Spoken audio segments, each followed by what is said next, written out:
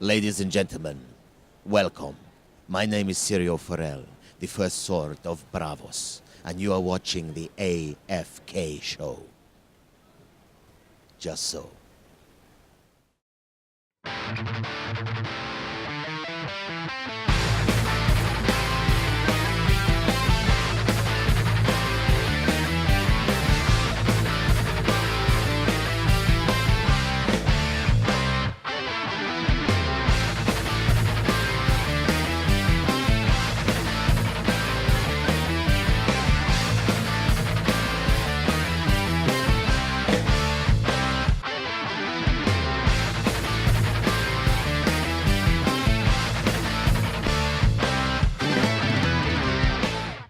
This is Robert Weber. We are at Comicpalooza 2014.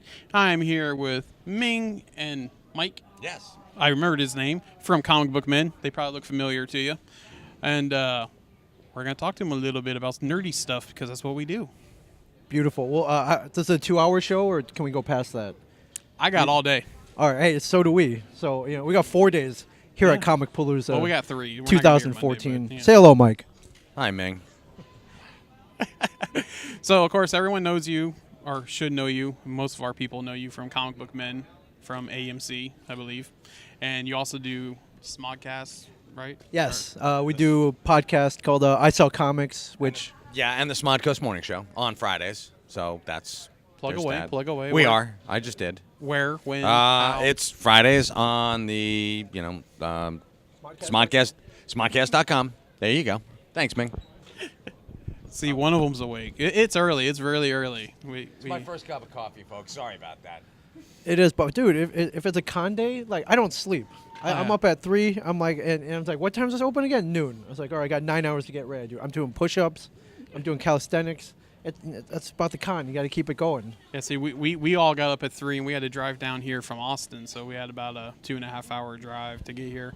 So That far away, huh? yeah, and actually we got lucky. We beat traffic, so we got here pretty good. Cool. Got here a little over 2.5 hours. Normally, if we would have hit morning rush hour traffic, we'd still be out there. But that's not why we're here. But what a destination. What a goal. Comics and toys at the end. Oh, yeah. This is what it's all about. This is the good stuff. And it's like you guys get some pretty neat stuff coming through your shop there in We do. New Jersey. Oh, absolutely. What would be your favorite items that you've gotten coming through? Well, we saw the Batmobile, the Batcycle. The General Lee came in. Yeah, I actually got to drive the Batmobile. Nice. Brian Johnson and I, he was Robin to my Batman, although he was wearing the cowl. It was really cool. We hijacked the Batmobile. We were going to take it we didn't actually steal it. Borrowed it. We borrowed it. We were going to take it down for hot dogs and just stand outside eating hot dogs leaning up against the Batmobile. But traffic was against us, and so was our crew. So we couldn't do that. And do you want to know something? You know that the turbo boost in the Batmobile doesn't work. I swear to God, the thing drives like a parade float. That's no fun. No, it's not, because you have to. Some guy. This is probably going to get a cut out, but some guy in a semi tractor trailer was cutting his turn, and he came within like a foot, and he had came within a foot of the Batmobile, had his window rolled down, and he said, Are you nervous yet? I said, I'm bonded and licensed. You should be nervous. This is a $250,000 vehicle. Get a scratch on it, and they'll have your asses. So, because he had like 4 of them. Yeah. Wow, that's insane. There's a pretty nice one over there that we got some pictures of. It looks like they made that one out of a vet. It's the 89 Batmobile. This was the 66. Yeah, those are cool. I remember, the same guy had 66 and 89. I think he had a Black Beauty from the Green Hornet. And Nice. he kept insisting it wasn't a collector, though. I was like, I'm not a collector. I'm like, dude, you have one, you're a collector. You're a collector. And He's a psychotic, actually. And a psychotic. yeah, well, it goes hand in hand. And right behind us here, we got the car from Supernatural, apparently.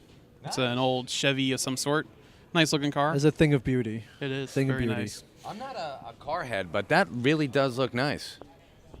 Mike, you got some pull at this con. You're a featured guest. Take it out for a spin. Yeah, Get some donuts. I bet you could get the keys for a little bit. They're sitting right in the ignition. I'm sure I could get the keys right now. I mean, it's just a matter of how legal is it. So. Just borrowing. There's only one way to find out, my friend. Steal it? Yes. Exactly. And I think I have an idea what your favorite item was. Go ahead, take a guess.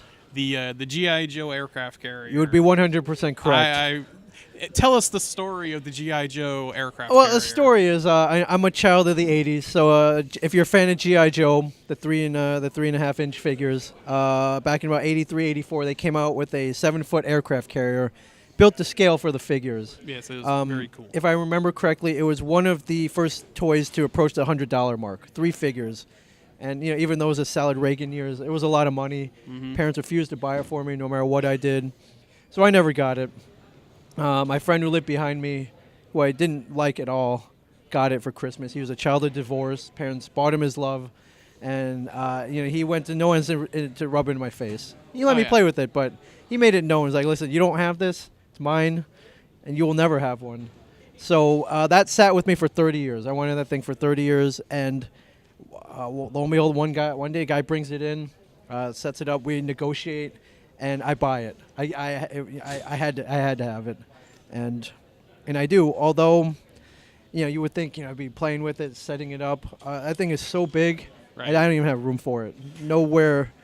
It's a boat. I mean, literally, it's a boat. Is, yeah. I could set sail on this thing. So it is in pieces in the basement of the stash right now. The James Bob Secret Stash. But One day, I will buy a mansion and I will build a room specifically for the USS Flag, but not today.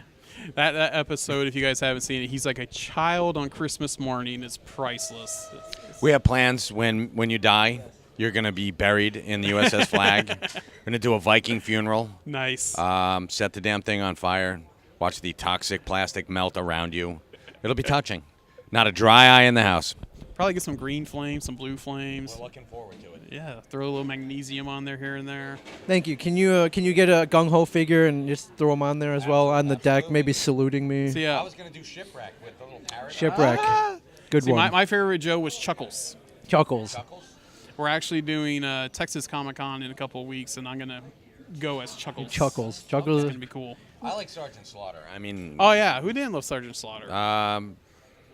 Everybody else, I guess. I think that they got canceled. But he was the only because one of that was real. Yeah, I know, but it's... Whoa, hold on. You're forgetting about William Refrigerator Perry. He was a mail-away figure, came with a football and a stick, was his weapon, but very real and very intimidating. I guess I didn't remember him. Nobody remembers him. That's why he's not at this con. I don't feel bad then.